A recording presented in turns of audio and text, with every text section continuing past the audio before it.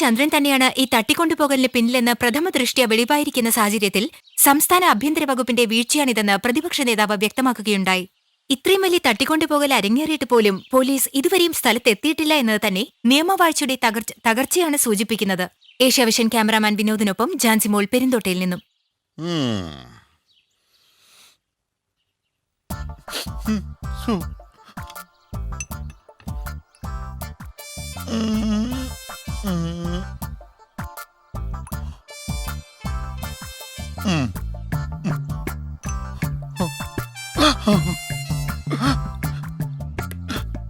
എന്റെ സോഫി, സോഫി.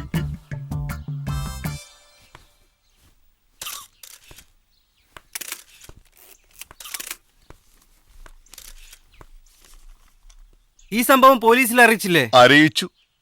എനിക്ക് എന്റെ സോഫി കിട്ടിയാ മതി. പോലീസ് എന്താ വരാത്തത്? എനിക്ക് അറിയില്ല.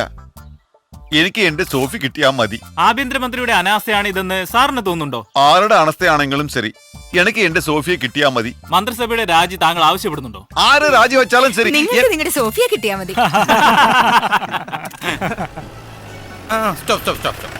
ഈ ഒരു കാര്യത്തിൽ കെട്ടിവെച്ചിരുന്നു. എനിക്കൊന്നും പറയാനില്ല. കിഡ്നാപ്പർ ചന്ദ്രനെ കുറിച്ച് വല്ല സൂചന ലഭിച്ചിട്ടുണ്ടോ? ഇത് പോലീസിന്റെ അനാസ്ഥയല്ലേ? എന്തുകൊണ്ടാണ് താങ്കൾ താമസിച്ചത്? കിഡ്നാപ്പർ ചന്ദ്രൻ എന്റെ പോക്കറ്റിനകത്തുണ്ട്.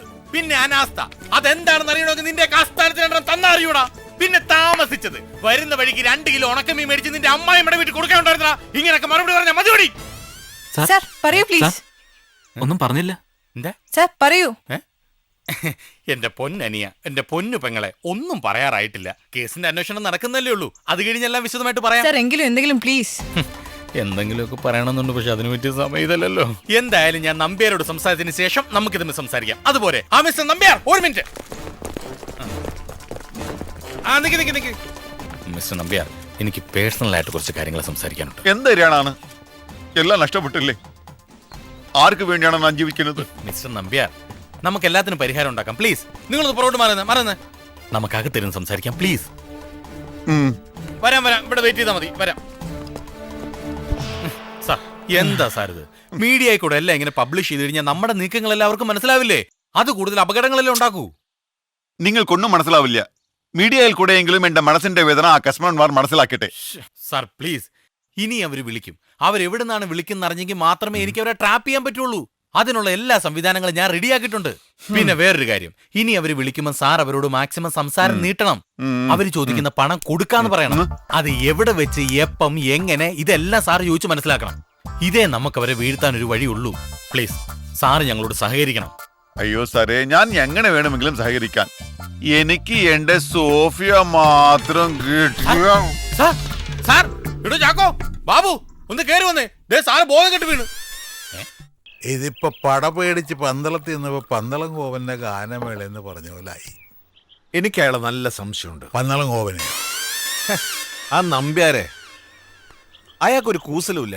അതി വലിയ പണക്കാരൊക്കെ അങ്ങനെയാണ്. നമുക്കൊന്നും കൂടെ ഫോൺ വിളിച്ചാൽ. മണ്ടന്മാരെ, ഈ ന്യൂസ് പുറത്ത് വന്നിടം മുതല് ആ നമ്പ്യാരുടെ ഫോൺ പോലീസ് നിരീക്ഷണത്തിലാ. നീ ആ പണ്ടാരത്തിന് ഫോൺ ഓഫ് ചെയ്തില്ലേ? ഓഫാക്കി. അത് നീ ഓൺ ചെയ്യണ്ട. ഓണായിട്ട് കിടന്നാ പോലും അത് ഏത് ടവറിന്റെ കീഴിലാണെന്ന് അറിയാൻ പറ്റും. പണ്ട് ഞാനൊരു മൊബൈല് പൊക്കിട്ട് 3-ാം നാൾ എന്നെ പിടികൂടിയില്ലേ? അന്ന് ചെകിടൻ കോൺസ്റ്റബിള് കരണത്തൊന്നും തന്നിട്ട് ഇപ്പോഴും മൂളുക ജപിക്കാത്ത തീവണ്ടിയുടെ മൂളല് പോലെ. വീഡിയോ മാത്രമുണ്ട്, ഓഡിയോ ഇല്ല. ഞാൻ ഒരു ഐഡിയ പറയട്ടെ. മിണ്ടിപ്പോരുത്. നിന്റെ ഒരു ഒറ്റ ഐഡിയ ഇതുവരെ എത്തിച്ചത്. അല്ലേലും ചെണ്ടയ്ക്ക് എപ്പോഴും തല്ലാണല്ലോ. എടാ, കാന്താരിക്ക് എരിവ് കൂടും. അവന് പറയാനുള്ള കേക്ക്. പറഞ്ഞു തൊലക്ക്. ആ ഫോണും കൊണ്ട് നടന്നാലേ ട്രേസ് ചെയ്യാൻ പറ്റൂ. അതെ, ആ ഫോണിനെ കാൾ ഡൈവേർട്ട് ചെയ്ത് വെക്കാം. ഏത് നമ്പറിലേക്ക്? നമ്പ്യാരുടെ ഫോണിലേക്ക്. എന്നിട്ട് ആ ഫോൺ ഓഫ് ചെയ്ത് വെക്കൂ. പിന്നെ ഏത് ഫോണിൽ നിന്ന് വിളിച്ചാലും നമ്പ്യാർക്ക് കിട്ടും.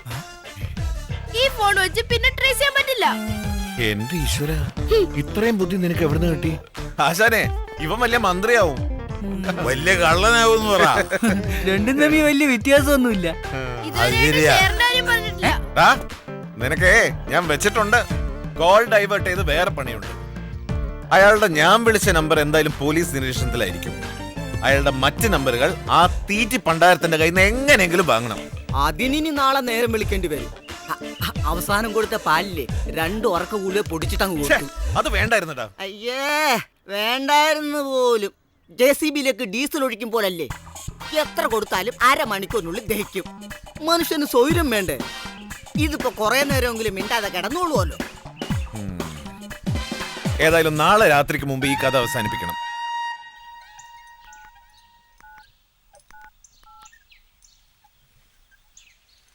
ഹലോ.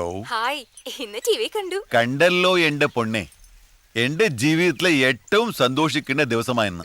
അത്ര സന്തോഷിക്കുന്നു വേണ്ട, തിരിച്ചു വന്നാലോ? എവിടെ വരാൻ? ഞാൻ അവർക്ക് 10 പൈസ കൊടുക്കില്ല. അങ്ങനെ അവർ അവളെ തട്ടും. ഇതൊക്കെ വല്ല നടക്കോ? നടത്തണം. കൊതിപ്പിക്കലേ കൂട്ടാ. സത്യം പറഞ്ഞാൽ എന്തൊരു ആശ്വാസമാണെന്നോ. ഈ പുകലൊന്ന് കഴിയട്ടെ, എന്നിട്ട് നമുക്ക് അടിച്ചു പൊളിക്കണം. പോലീസുകാരെ അടിച്ചു പൊളിക്കോ? അവരെ എങ്ങനെ ഒഴിവാക്കും? അതാ പ്രശ്നം. ഏതായാലും ഞാനൊന്ന് നോക്കട്ടെ. ഓ. സു, എന്താ? Good night. ഒരുക്കം വരുന്നില്ലെന്നേ. Sweet dreams. വേറെന്താ? ഒരുപാട് പറയാനുണ്ട്, ഒന്ന് കാണാൻ കിട്ടണ്ട്. എന്റെ സമ്മാനം എവിടെ? Good night. ബീച്ചിൽ നിന്നാണ് സാർ ആ കോൾ വന്നത്. ചന്ദ്രൻ ഒറ്റയ്ക്കായിരിക്കില്ല. ഇതിന്റെ പിന്നിൽ ഒരു സംഘം തന്നെ ഉണ്ടെന്നാണ് എന്റെ സംശയം. മന്ത്രിയുടെ ഓഫീസിൽ നിന്ന് വിളിച്ചിരുന്നു. 24 മണിക്കൂറിനുള്ളിൽ ട്രാപ്പ് ചെയ്യണമെന്ന ഓർഡർ. ആ നമ്പേറുടെ പൊസിഷൻ എന്താണെന്ന് അറിഞ്ഞോ? അയാളുടെ ബോഡി ലാംഗ്വേജ് എനിക്കത്ര സുഖകരമായിട്ട് തോന്നിയില്ല സാർ. പോലീസിനെ ഇൻഫോം ചെയ്യുന്നതിന് മുമ്പ് അയാളെ മീഡിയയാണ് അറിയിച്ചത്. What do you mean? ഒരു ഡൗട്ടാണ് സാർ. കിഡ്നാപ്പർ ചന്ദ്രനാണ് ഇത് ചെയ്തതെന്ന് പൂർണ്ണമായി വിശ്വസിക്കാൻ മാത്രം നമ്മുടെ ഈ തെളിവുകളൊന്നുമില്ല സാർ. ഇത് കിഡ്നാപ്പർ ചന്ദ്രനെ വെച്ചിട്ടുള്ളൊരു മുതലെടുപ്പാണെന്നാണ് എന്റെ സംശയം. എനിഹൗ അത് നാളെ സ്ഥിരീകരിക്കാം. എല്ലാ കോർണറിലും ഒരു ശ്രദ്ധ വേണം. Sir. You can go now. Sir. ഉം.